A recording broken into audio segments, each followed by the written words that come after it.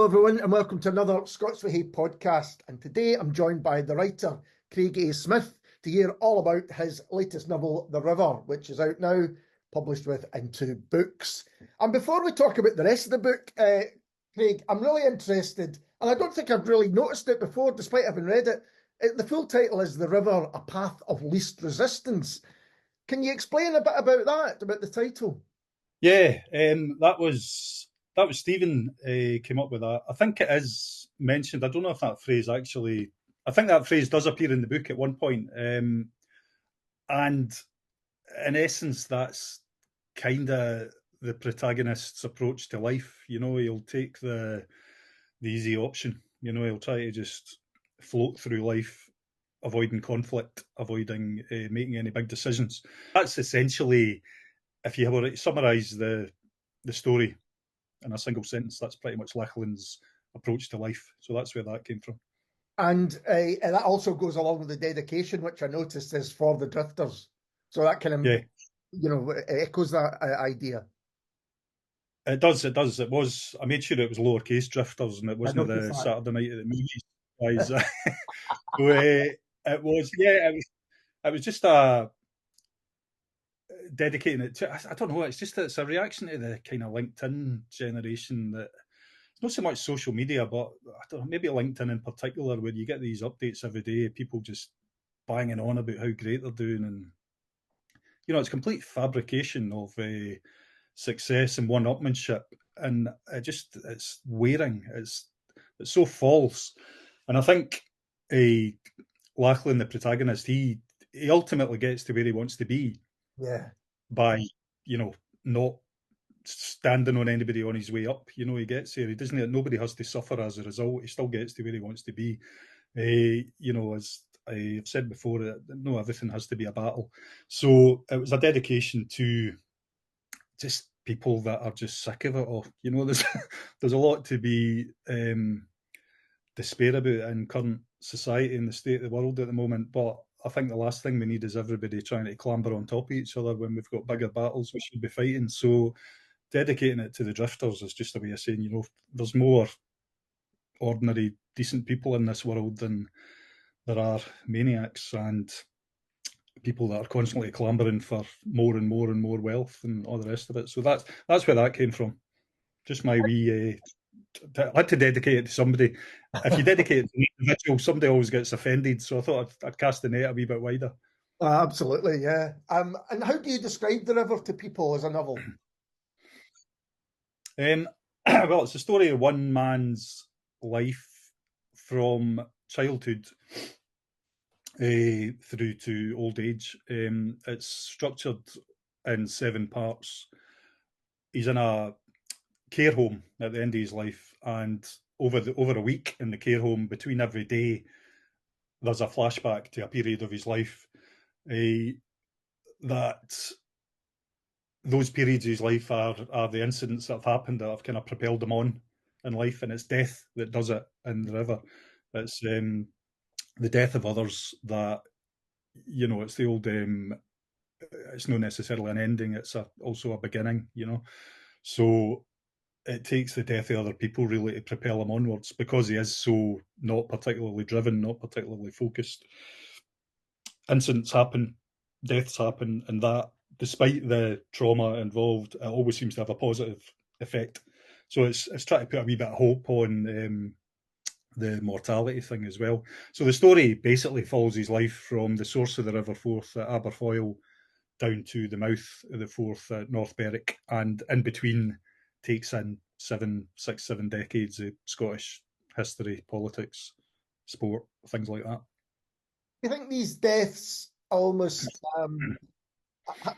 free him to kind of move on in a way? Because he seems to always, there's expectations of the people, or he has expectations of himself that he feels are coming from other people.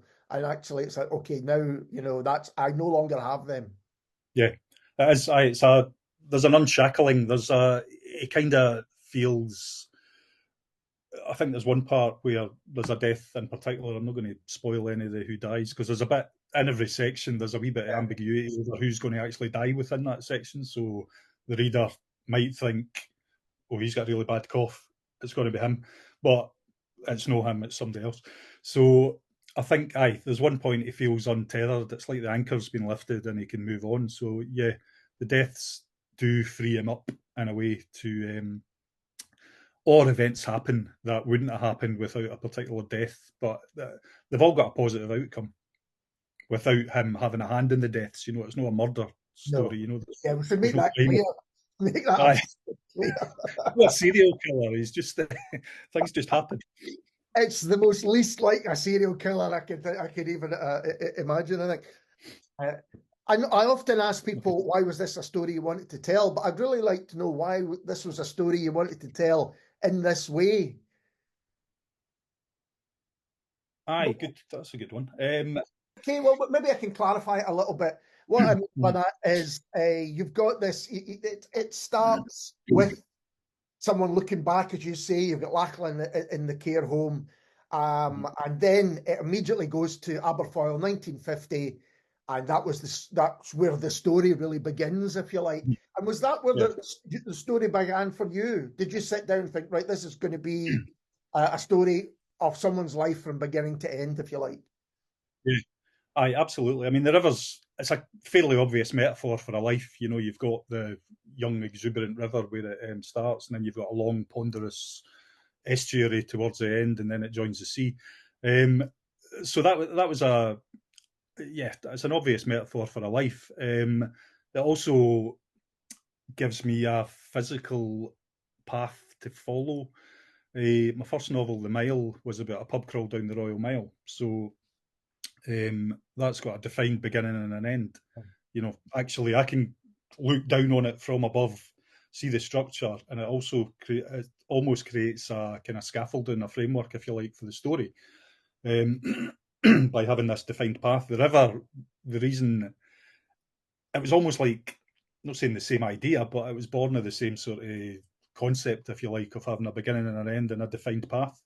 But instead of pubs, it's towns and it's incidents in his life. And it makes sense. It makes it easier for me. I think when a story's cut, I've only written 2 books over, when was it ever? The Mile, sorry, that was 2013. So yeah, I'm not exactly prolific. But I need the idea has to almost come in its entirety, if you know what I mean. It's, I don't just sit down and write. It's got to be, it's like a photograph developing. It's in the developing fluid, and then it comes out, and the picture almost appears as one piece in a oneer. Some pieces are more defined than others, obviously, but when I get that in my head, then I think, oh, I've got a story. And that it took I started writing The River in 2017. So it was, The Mile came out in 2013. So yeah, there was a fair few years, but it took that amount of time for me to have that moment where I thought, oh, that's an idea. I can write that, I can develop that. And the story, The River, nice. It gave me a nice beginning and an end. I just had to fill in the gaps. That's a really interesting idea, that you almost have to see it as a whole and develop in that way. So you don't, when you start writing, say, the character of Lachlan, do you kind of have an idea of how that's going to end? Yeah, kind of. He was always going to be. He's quite a vanilla character. But I suppose in that way he's a bit of an everyman. I don't think there's many physical descriptions of Lachlan in the book either. I didn't really go down the path of, massive physical descriptions, because I thought it's not really that important what he looks like. People can put they can cast it themselves if they like. There's it's maybe up to the reader how they cast it, but he was always going to be this kind of aimless piece of driftwood that joins the river at the source and ends up at the sea. And how he gets there is through, outside events. So his character was quite easy, to be honest, because there's not much to him, I feel like. I mean, that's an interesting description coming from you, but you've also got what's happening to Scotland in the background, if you like. Was that always part of what you wanted to write about? Yeah, it was always going to be there. It was always quite important, because with the character of Lachlan being like I say, he's a bit of driftwood floating through. He's floating through some major political and sporting cultural events in Scottish history. So, I mean, that adds, when you're writing a historical novel, it's fairly easy to do it. I think. I mean, I've got a work in progress at the moment that's set in 1820, which is quite tricky because you get tied up in, was there gas lights on that street at that particular time, or was that street cobbled, or was it not cobbled, or so you can't put something on it to spat in the cobbles because somebody might say that street was mud at that particular point in time. So you don't. There's a lot of research, but with this being set post-war, it's all fairly recent. You can't really go too wrong in terms of the sort of the history of it, and it's all well documented. There's plenty. We've got all the results of all the political events that have happened. I mean, everything that's in it, any political event or vote or even football result that's in the book actually happened. I think it's important that, there's a football match in it and there's a result of a particular football match, and they were actual results at the time. I made sure I sort of looked back at the results at the time. I didn't want anything to jump out and say that never happened. If you lose the reader in that way, then it kind of loses its credibility in one sense. So it was fairly researched. But the story of Scotland's there in the background as Lachlan moves on, and the kind of, I suppose it is a bit of a love story as well, that runs as a separate thread to Scotland's story in the background, while the river meanders and grows and all the rest of it. So yeah, they all tie in. You've got these kind of three central strands of Lachlan's life, Scotland's life, and then you've got kind of the river running through it. And you mentioned there that I think you said it was a bit of a love story. It's a major love story. I mean, it's a major strand of the novel is Lachlan's relationship with Morag, which forms way going back to 1950 Aberfoyle in those early years. Can you talk a bit about that aspect of it and why you wanted to bring that in? It is, I suppose it is. How soppy. I've written a Mills and Boon. My wife thought I was writing a Mills and Boon at one point because I was asking her about, what do you think about this? And she was saying, what are you writing up there? Are you writing a bloody romance? I was saying, no, but it's got a romantic element to it. It's just the idea, sometimes you can see kids like maybe getting on really well in the playground or whatever when you're taking your kid to school and you're thinking, God, they look like your best pals, and they're just wee kids at the time. But then I had this idea of soulmates that didn't realise they were soulmates at school, but he can't get it out of his head when he leaves, and he has a string of failed relationships, and then their paths cross again. But again, it's a kind of it's the river that sort of brings them together. Yeah. So it is a love story, but where he wants to be, that's also part of it. Part of what Lachlan wants and part of his desire. Although he's no driven, the one thing that is driving him is he wants to reconnect with Morag. So although I've painted him as this kind of character that doesn't really have much focus, that's probably the one thing that is driving him on. That's his kind of what he's looking for ultimately, because it's everyone's looking for love. It's the story as old as the hills. So he does he get there? Yeah, well, yeah. It's not really a massive spoiler to say he does get there, but that was always going to be a part of it. So yeah, the romantic element's there, but it's just life. It's just it's day to day what everybody goes through and what we've all dealt with over years. Yeah, I mean, I guess it is, but it's really, beautifully rendered. This, as you say, what you really capture, and I think what gives the relationship strength is that kind of innocence of youth. When they're playing together, they're clearly pals. But you've got that thing that there could be something more. Would that come from your own experience of being a kid? Because I think we've all got similar, maybe hopefully similar experiences of kind of youthful joy and simple things, but we often forget them, I think. And it was lovely to read them again and go, oh yeah, that's right. Those kind of things did happen. They did. It's not to me. I probably didn't talk to a girl till I was about 15. But I was, I wasn't very good at that as a child. Kind of painfully awkward and withdrawn. But yeah, the childhood thing is, I do enjoy books that kind of evoke childhood, whether it's doesn't matter where it's set. Scottish books in particular, I think I've mentioned before, Des Dillon's Me and My Gal was a great book. Yeah. And that's just like a working class childhood. And a lot of that rang true with me. Because it's not, you're growing up, it doesn't matter where you're growing up. You read, there's a lot of literature that's set in southeast England and it's all leafy, the Cotswolds and all the rest of it, and they're all skipping about having a lovely time and drinking ginger beer. But it's the same if you grow up in the central belt of Scotland or anywhere in Scotland. You've still got this innocence when you're a kid and you're out jumping the burn or climbing a tree or something like that. You could be anywhere. You could be anywhere. And that's happening across the world. Kids everywhere are doing the same thing. That's it. And it's a shame. Sorry, Craig, there is an absolute universality about it, that it's just kids playing. Aye.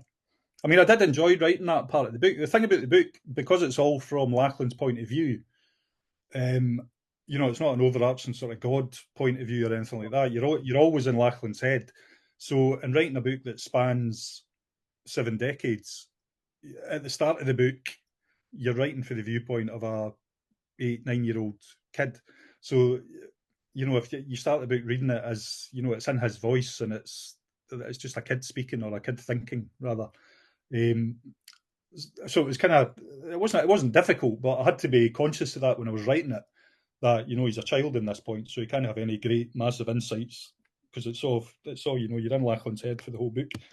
Oops. And then, he gets older, so he matures and his viewpoints change and all the rest of it, and the internal sort of voice changes as well. But yeah, the childhood, I did enjoy the childhood part of it. There was part of me that was thinking, it'd be nice to just write a book that was kind of just set in that, because I have always enjoyed kind of books that take you back to that time. Yeah, absolutely. And you could suggest that because he leaves Aberfoyle, again, we're not going to, don't want to spoil anything, but that's almost the kind of end of that innocence, isn't it?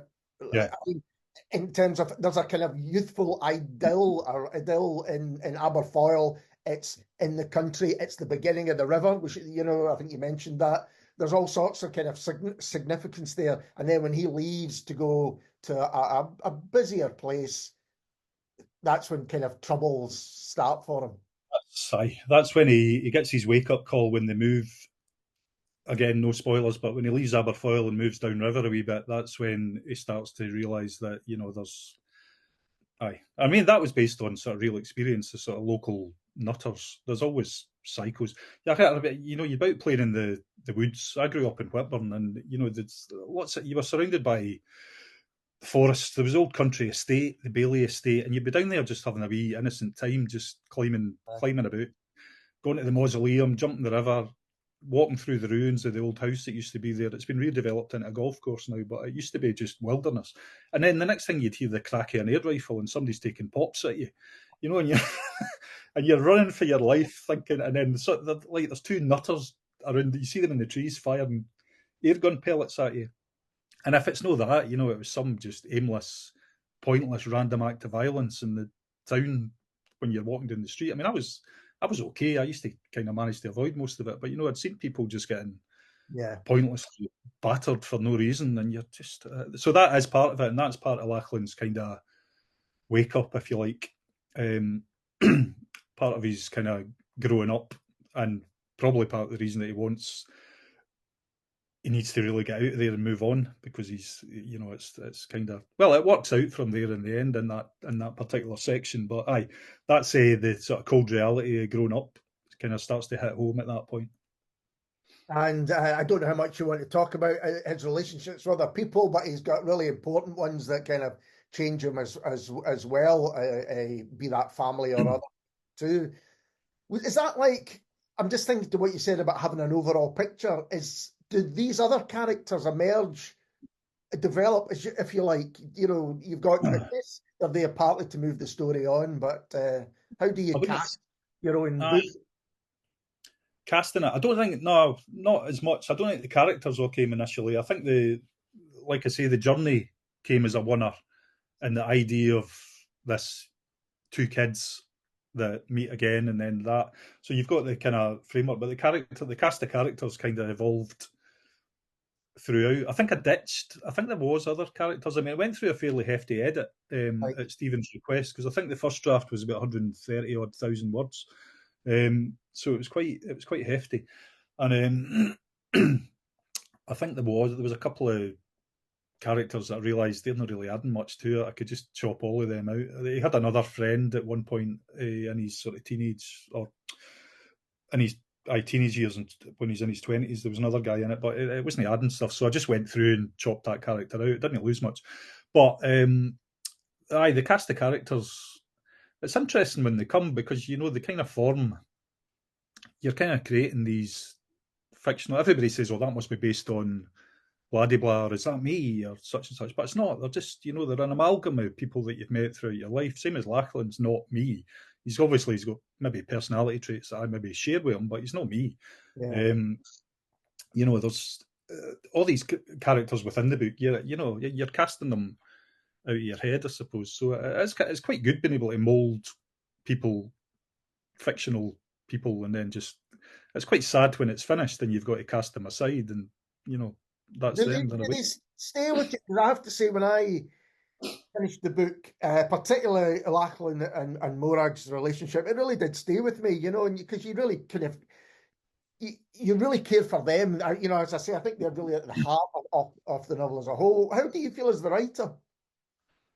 Yeah, I mean, they go through a lot. They suffer quite a lot. They do a lot together. They get to, well, like I say, they kind of it's a life's journey. I did feel, it's emotional. You kind of get a bit attached to them. You've sort of made up these people that are. I mean, I've had people tell me already. I was crying at the end, and I'm like, well, that's probably good. Sorry, sorry for making you great, but that's a good thing. If I've created fictional characters that people can emotionally connect with, then that's all you want. That's what you need to be doing, I think. I think it's a really interesting way to look at a nation, if you like, and the things that are happening. You're not dealing with them head on as such. You're looking at them through the kind of prism of ordinary people, if I can call them that. People's kind of and their everyday lives. These things are happening. Sometimes they impact them directly, but often not necessarily. Mm-hmm. That's it. It's everyday life that's where the drama is really in life, isn't it? It's not. I mean, I enjoy reading dramatic fiction as well, but I'm more of a. I think sometimes crime's maybe a wee bit overrepresented. Don't get me wrong. I mean, there's a lot of brilliant Scottish crime fiction out there, and I enjoy reading it. I hark back to Gregory Skirrell and things like that. Where's the new Gregory Skirrell? No every story in Scotland has to be about wife beating and murder and drugs and all the rest of it. There's drama goes on, Yeah. in the day-to-day, everyday lives of ordinary people as well. Yeah, no, but it's interesting. I think you're right. And Gregory Skirrell's a really good example of, set over a few days, you get these fantastic relationships, heartfelt ones that stick with you. And you've got something similar, I think, in the kind of DNA of the river as well. But, set over one person's lifetime. And going back to Lachlan, so how did he, to continue the theme of developing, how did he develop? Did you know from the beginning that this was going to be an older man looking back? Yeah, I did. I knew, I had that sort of structure. I thought I had the idea of a kid growing up and then growing old, but then in terms of structuring it, when I separated into 7 parts, I thought, well, it'd be good to punctuate those 7 parts with the reminiscence of an old man at the end, and it's kind of like a series of flashbacks, if you like. I mean, the old man, as he's an old man in the care home, they're very, very short. They're only in the edit they were a bit longer, but when I was cutting when the word count was coming down, I kind of edited them down just to the kind of bare bones. So yeah, it was always going to be. I think it was similar. I think the there was a care home element in the Mile, and again, my wife said, "Are you going to write a book that's no set in a care home at any point?" And I thought, well, I might. Maybe the third one won't have a care home in it, because in the Mile, there's a character in it, Jock, who he's meant to represent a kind of spirit of Scotland, and he goes on the run for his care home. I don't know. There's something about the care home thing that kind of looms over all of us. I think as our parents get older, I think when I finished writing The River, my dad died just shortly after I'd completed it, and it was always in my head, the kind of mortality thing. I was kind of visiting my dad in hospital towards the end, just as I'd kind of completed it, and I'd started sending it out to agents.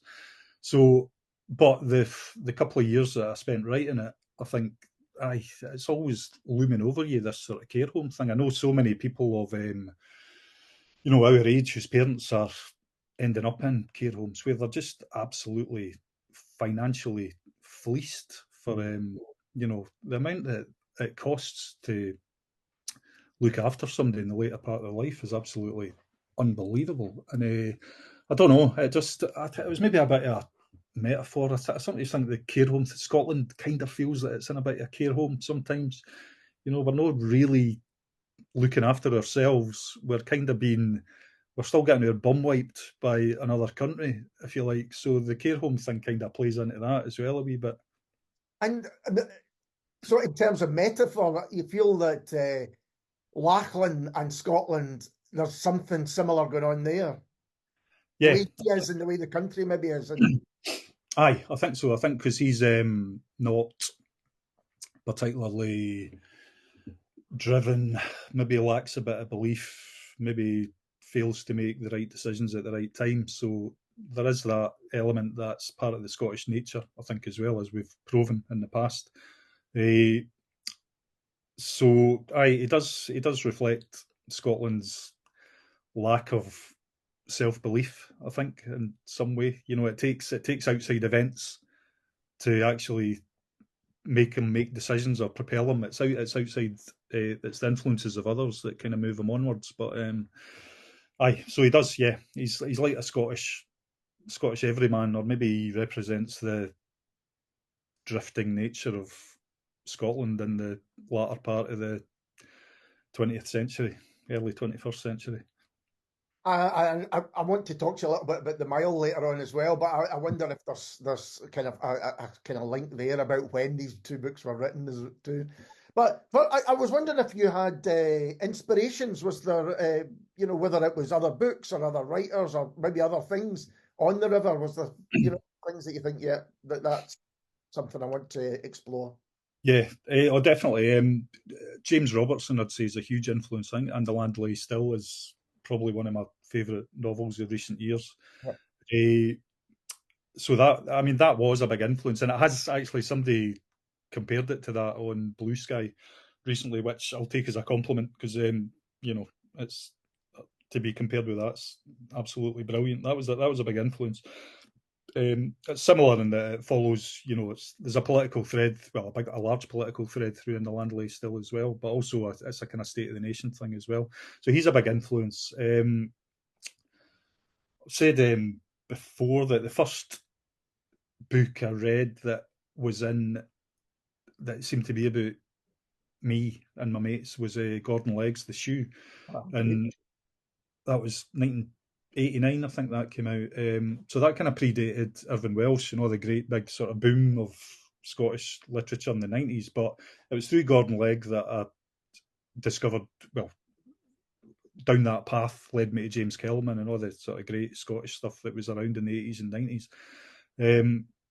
So I'd say they're all influences. I mean, the problem with that is at that time I was terminally unemployed and just taking books out of the library. So all these books, all these great James Kelman, Alistair Gray books, I'd taken them out of the Central Library in Edinburgh, and I don't have them, I don't own them, so I can't pick them off the shelf and reread them. So you're kind of, I'll have to buy them again at some point if I want to read them again. So, but yeah, I read loads of good stuff in those years. So it's all part of, I was speaking to a neighbour across the road.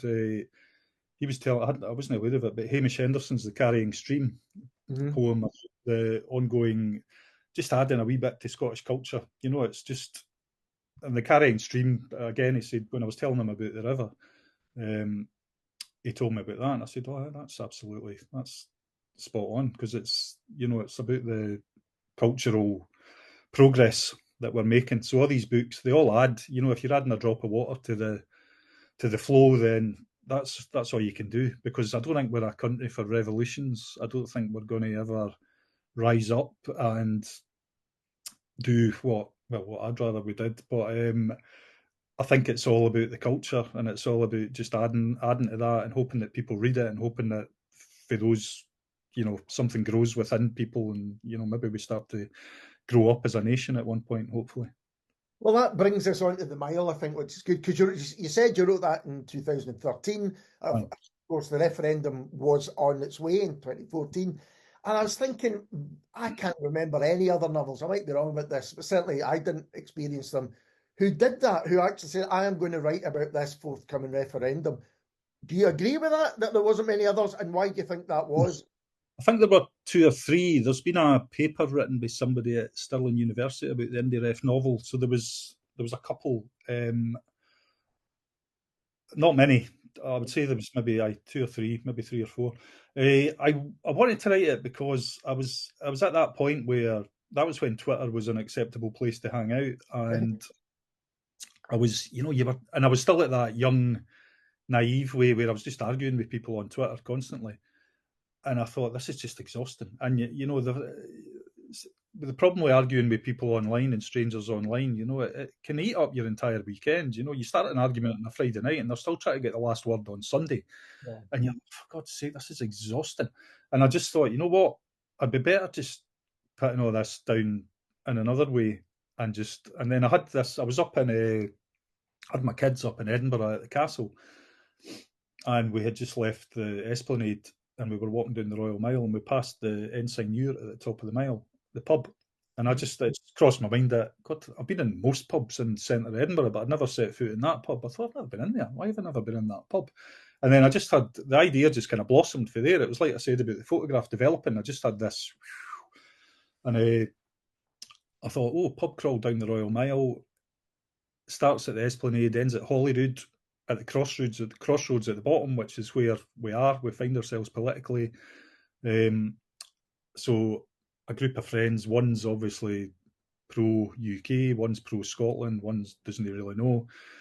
And it was a way of just maybe it was a bit of a polemic. It was maybe a wee bit of the main character in it. He says the kind of things that I was saying to people online. So I thought if I put this in a book, I didn't have to say it again. I thought maybe this book, I thought just put it out there and see what happens. And maybe, so I wrote it and I thought, what's going to happen with this? And then through just contacts and writing classes I'd been doing as well, because I had thought, I was quite into the idea of writing. People had told me in the past you should write something. And so I thought, right, I'll do this. And then my tutor read it and said, you should really send this to publishers. So she put it on to Pilrig Press in Edinburgh, and he said, yep, I'll publish it. And that was, it was all within the space of, I think I finished writing it in May, and I'd signed the contract in July. And then in November, I was sitting in Blackwell's in Edinburgh at the book launch, the paperback. It was going to be just a Kindle initially, but I think he decided that he'd put it out in paperback. So, it was all it all went quite quickly and quite a bit of a whirlwind, as I've said. But it was I wanted to write that at the time just to kind of add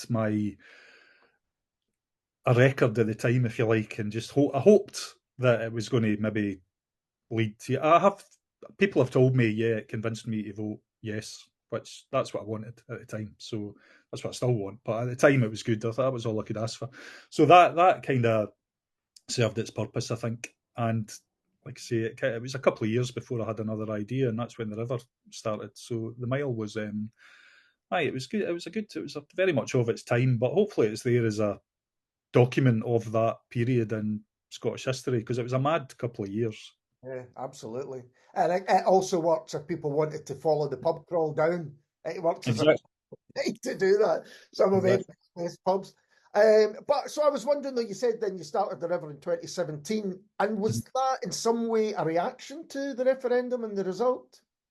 Possibly. It was never going to be a excuse me, massively political book. I mean, like I said, I'd probably read And the Land Lay Still a couple of times by that point. So that was still a big influence. I wanted to have that political thread through it, but I thought I would try and do it with a bit of a lighter stroke in the river, whereas the Mile was a bit of a polemic. The river is, well, this is just what's happened. So I just kind of try to document where, the rise and fall of Labour in Scotland, who, as you grow up in the Central Belt, it's you vote Labour, your dad tells you to vote Labour, everybody votes Labour, and Lachlan's the same, and that's that's kind of documented in it. But then there's the referendum makes a brief appearance in one of the sections, and then there's the rise of the SNP after it, which was a reaction to the referendum, and then there's Brexit. Again, they're not huge. No. It's not. They don't play a massive part in it. They're just going on in the background, and they play a part in where characters end up and what happens. But I didn't. Yeah, the river was always going to be a wee bit of a kind of, hopefully a bit more accessible to the general public, whereas the Mile was. The funny thing about the Mile is you get, whenever I got into an argument with somebody on Twitter about independence, somebody usually with a Union Jack crest and a bulldog or something as a profile picture, I'd go on a day later and there'd be a 1-star review on Amazon saying nationalist bile something like, and it never had a verified purchase tag, so they hadn't even bought it, because at that point I think the paperback had sold out, so it was only available on Kindle. Right. But they hadn't even bothered to buy it. They just went on Amazon and gave it a 1-star review. So the book, the Mile, either got 5-star reviews or very occasionally a 1-star review for somebody that took offence at the political element of it. That is really interesting, and that almost exemplifies the two sides of the debate, isn't it? You're either 1-star or you're 5-star, and there was never going to be something in the middle. Aye, exactly. It's the polarisation of it. It's just how it's how politics seems to be going now. You're on one side or the other, and when you're on one side, that also means you're on the same side as there's so many other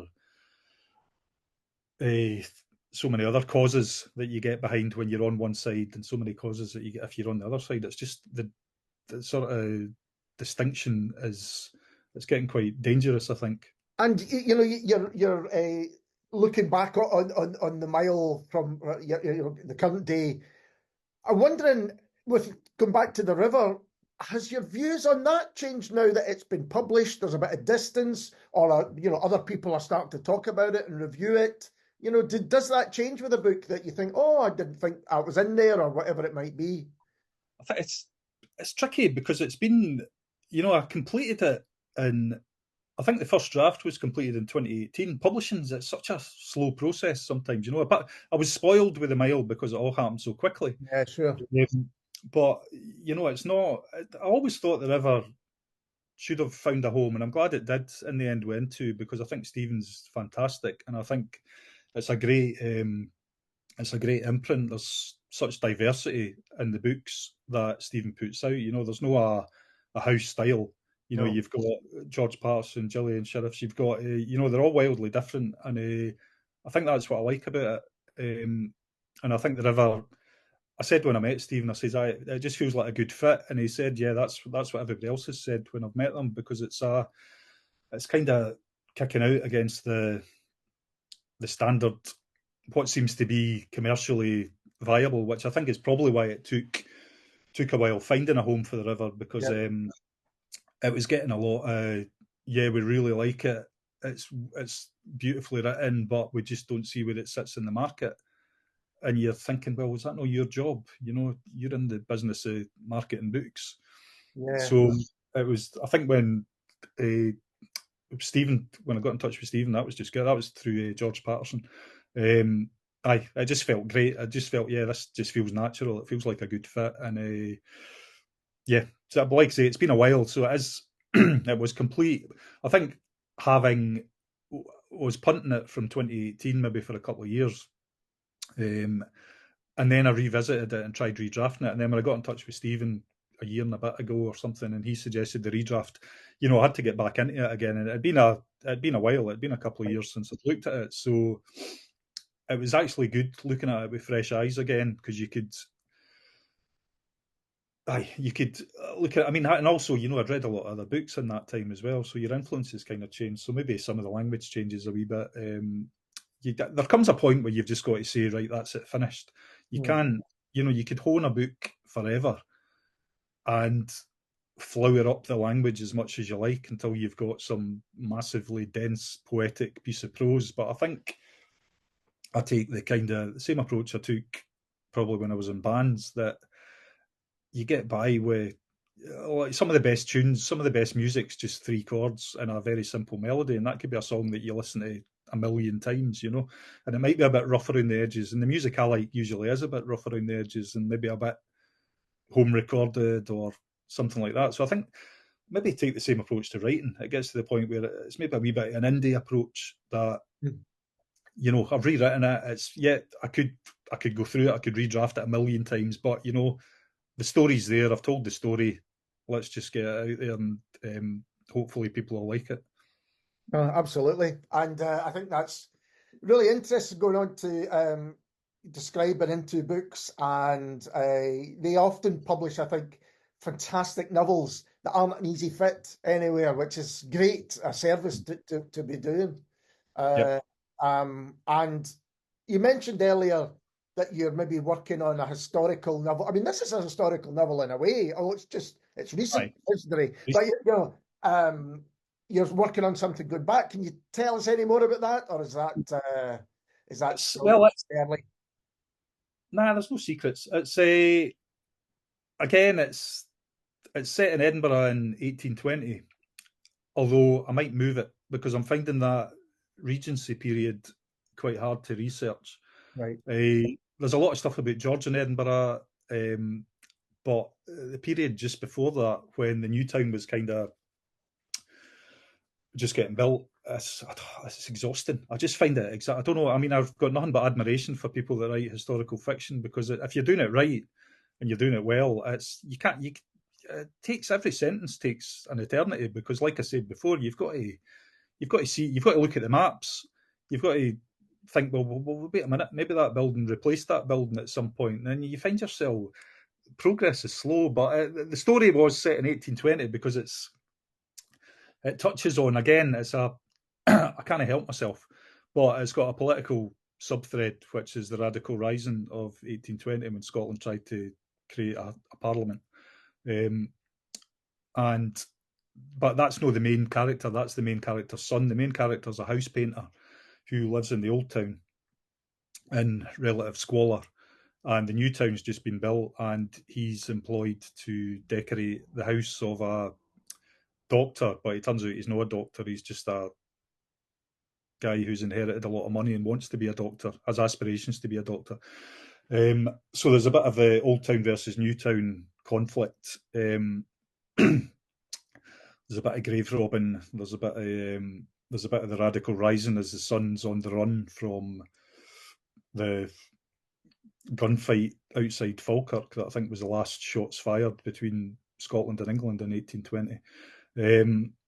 So there's that thread of it. But yeah, even he's up at the Esplanade. He comes out a tavern at one point, and the British Army come battering out on their horses, and then you've got to remember that Johnson Terrace wasn't there at that point. They went down the West Bow to the Grassmarket, and then it's just, and then you're thinking, well, hang on a minute, it's lit by moonlight, and then the police.